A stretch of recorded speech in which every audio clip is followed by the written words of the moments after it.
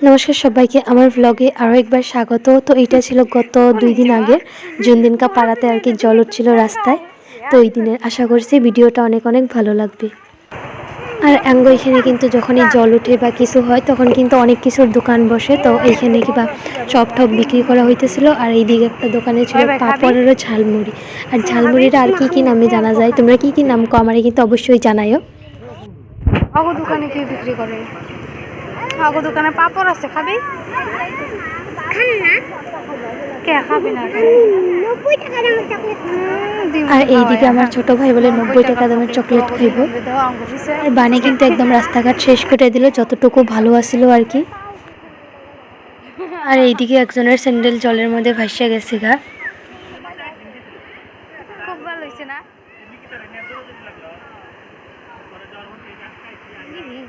কপাল পিটকে গেছে একদম। মৌসুমি হাই দাও।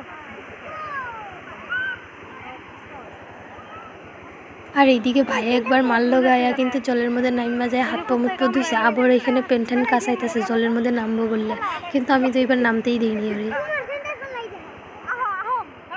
আর এইদিকে আমার ছোট কাকি আর মেজো কাকি গেছিল অল্প দুর্গা মন্দির, আসার সময় আঙ্গলাগে লগ হয়েছে, তাই একটুখানি ভিডিও ক্লিপ নিয়ে নেই এখানে। আর কাকি ওই পাশ থেকে কইতেছিল যে করিশ্মা আঙ্গ ভিডিও করো সুন্দর করে একটা, আর দেখো সুন্দরের অবস্থা।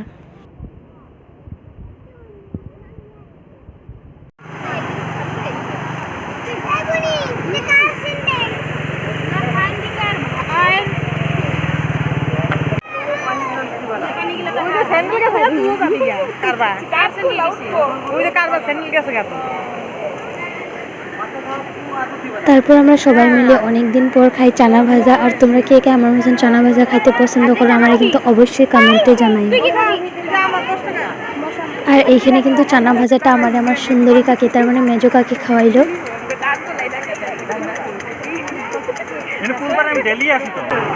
তুই আর মৌসুমি খাইছ একটা।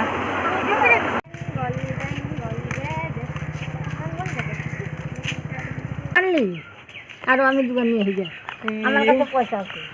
আমি কইছি নি তোমার কাছে পয়সা নাই? হ্যাঁ নেবা, হ্যাঁ খাই ওরা খাই। আম গই টেস্টি নাকি?